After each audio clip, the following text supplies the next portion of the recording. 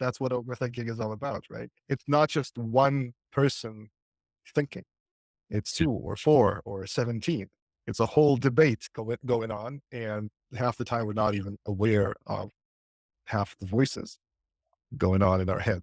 It's like when a committee tries to make a decision, like in a large organization, and it gets nowhere for months because everyone needs to get their pound of flesh. So in our own heads, it works the same way. Every voice needs to get its own pound of flesh.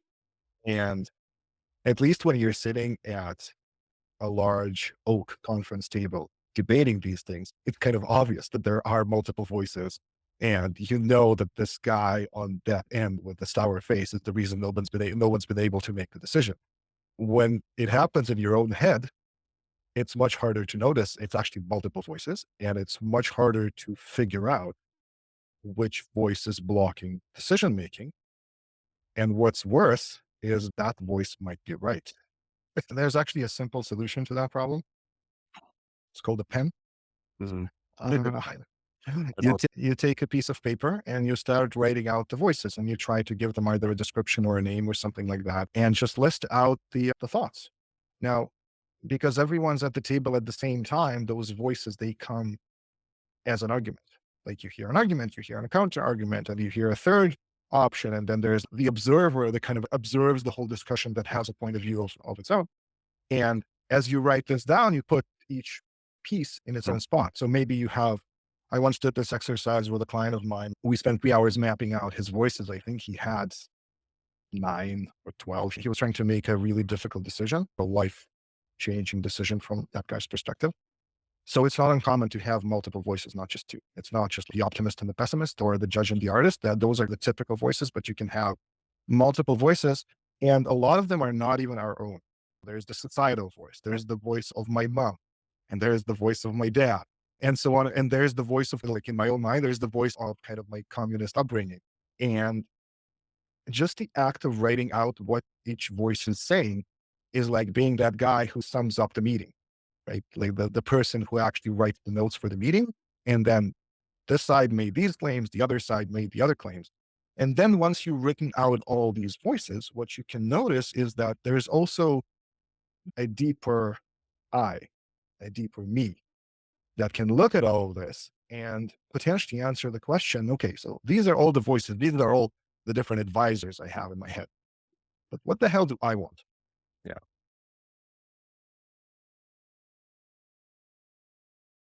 The people who've known us the longest typically find it the hardest to accept any changes we make. So there's a reason why our family are the people who resist the most and who object to our life choices the most.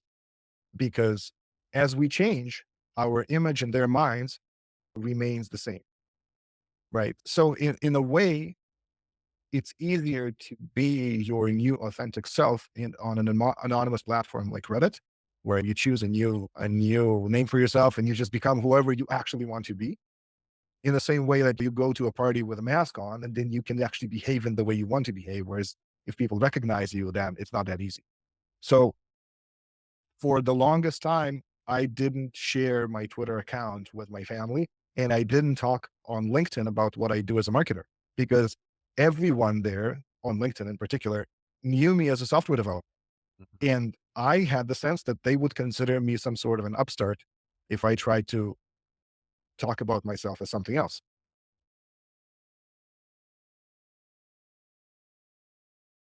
I've never bought a used car from a used car salesman, from the kind of oily, sleazy used car salesman that is depicted in the movies. I've never actually had that experience, but I have a cultural imprint of that, which informed what sales is like in my mind for the longest time.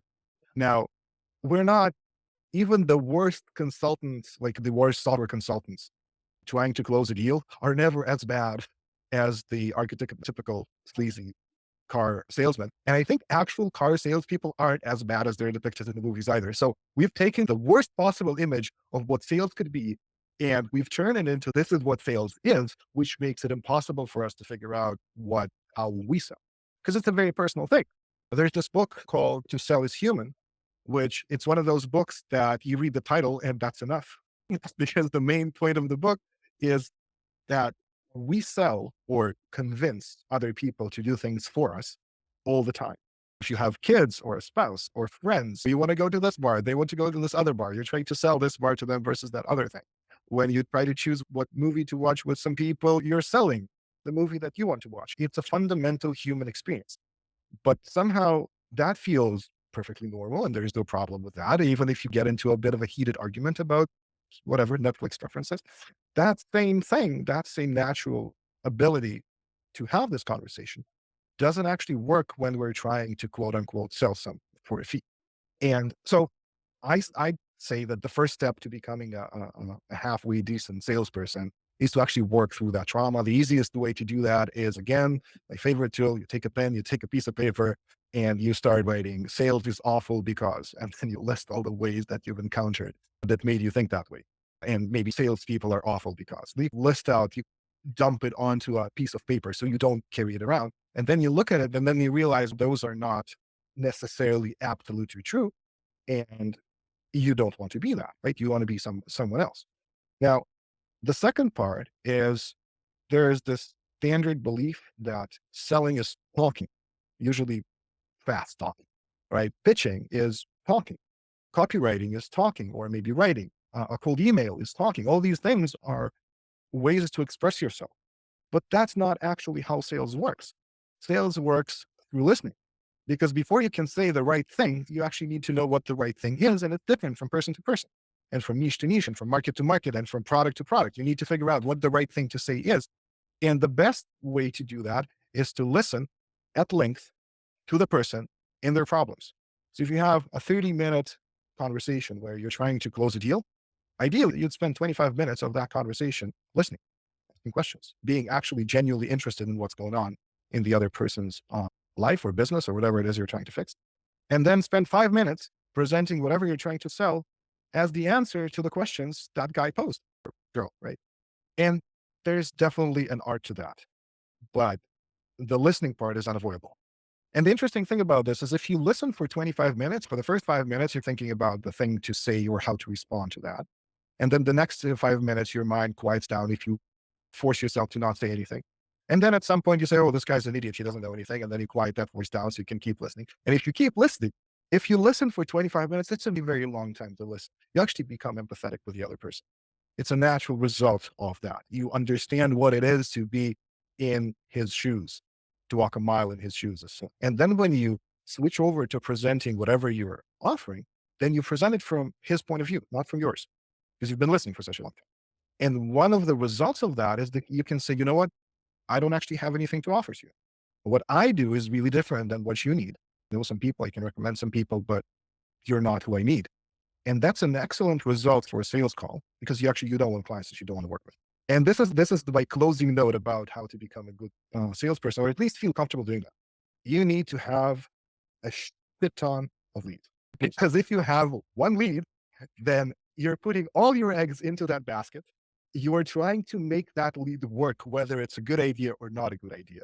There's so much stress involved. So if you have 5 sales conversations, 5 back-to-back half-hour calls, you're not actually putting that much into it. There's not that much writing on any particular call, because if this doesn't work, you have 4 more just today and maybe 5 more tomorrow, and it's not a problem. So one of the reasons salespeople can be comfortable and not needy, it's not because they sell a lot, is that because they have a lot of these conversations.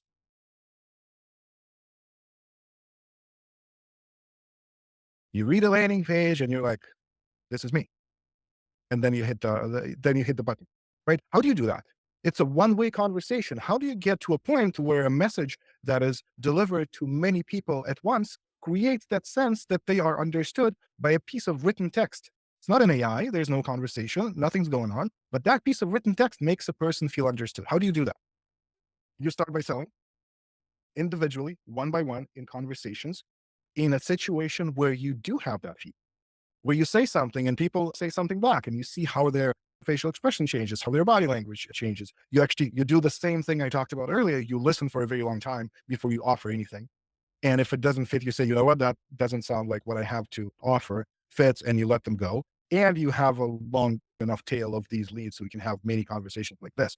But in order for you to be able to write copy or say something, write a landing page or design something, or even create a product that would resonate with people, all these people need to be similar enough to one another, not only in their needs, but in their kind of personal traits, right? That's why a good target audience, even like in classical marketing, a good target audience typically includes gender, age, political affinity, location, language, whatever, the kind of church they go to, and so on and so forth, because these things are important in order for you to be able to say things that would resonate with these people.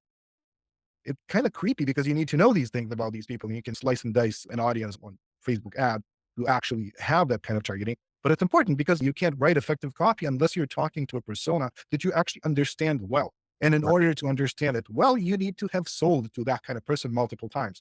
You need to have encountered their objections. You need to have walked in their shoes for a while. You need to have had them agree to buy from you already Mm, multiple times so you know what works. And mm, it's not the same for every product and every audience and every niche in every case. It's different. I'm not talking about like a corporation where there's a marketing division and there's a sales division and they're separate and there's a product division. We're talking about solo people who do everything. They build, they sell, they market, they do everything. And in a way that makes everything so much easier. You're selling in a conversation, then you're building whatever you sold, which is the way it should be, not first building and then trying to sell it, right? You're building whatever you sold. And then once you've done that enough times, two things. Hey, you know how to go through this conversation, like how this conversation typically looks. If you have transcripts, you know how it is in practice, but you also know intuitively what are the steps you're going through, how it looks, the kind of people who are buying, and whatever product or service you have built is custom tailored to that specific type of person. So you're not just saying things. It's not messaging. It's not the best title or the best whatever copy bullets. It's a description of your product and its benefits for this particular type of person that you validated because you just talked to a bunch of these people. So that's how you make the leap from one-on-one conversations and being good at one-on-one conversations to being good at marketing. It's saying things about your product that get people to be interested in your product.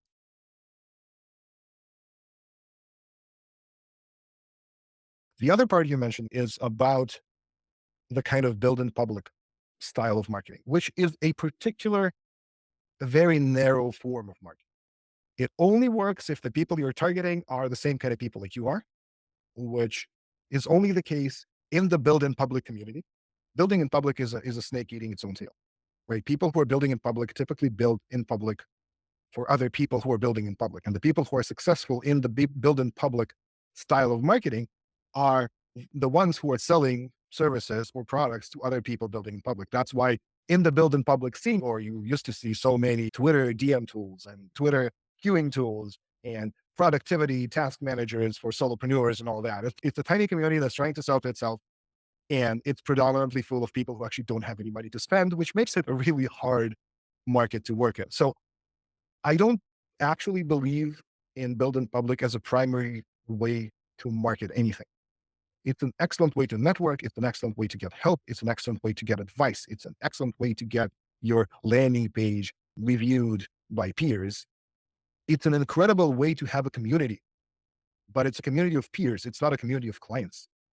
So then if it's a community of peers, then, and especially supportive peers, because the build in public community is really very supportive, then you can share anything. And the more raw it is, the more of yourself you expose, the more honest truth you tell in your Twitter feed, the more engagement you will get. The more you ask for advice, the more advice you will get. The more you're open to receiving help, the more help you will get. There's a guy by the name of Philip Keller on my Twitter feed. He doesn't have a very big account, but he specializes in asking excellent questions. He very rarely posts wisdom of his own, but he asks questions that bring in just the best minds of the building public community. And that's the essence of that style of marketing. And I don't think we can say that build in public is marketing. It's only marketing for very specific products in very specific niches that primarily serve entrepreneurs, solopreneurs, and the kind of community that participates in building public. Many products are not like that. And therefore, the question of how to market and the question of what to say on your Twitter feed to get an audience and a following and have that beautiful networking experience, those are different questions with very different answers.